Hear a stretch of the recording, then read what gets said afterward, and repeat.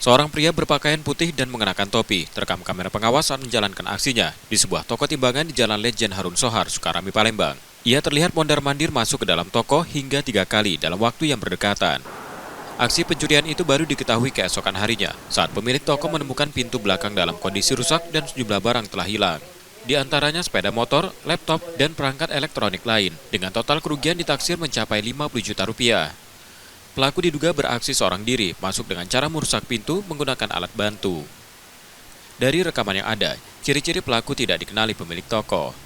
Diduga toko tersebut telah menjadi target pengintaian sejak beberapa waktu sebelumnya.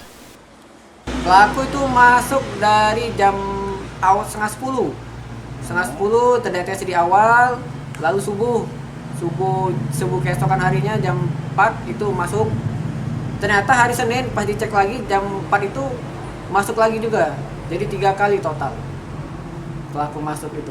Dan berarti semua terekam CCTV. 3 kali ngambil barang? Iya, betul. Dalam sehari? Iya, dalam sehari. Yang hilang itu ada 1 unit motor spesi tahun 2011, laptop 3 unit, AC portable 1, lalu CCTV, gas LPG juga, dan batu timbang sama petty cash yang isinya itu ada 500.000, yang isinya ada flash disk dan hard disk eksternal juga. Kasus ini telah dilaporkan ke Polsek Sukarami, Palembang dan kini masih dalam penyelidikan. Rizky Oktora, Muklas Diferensial, Kompas TV, Palembang, Sumatera Selatan. Oh, jadi dia sempat balik lagi.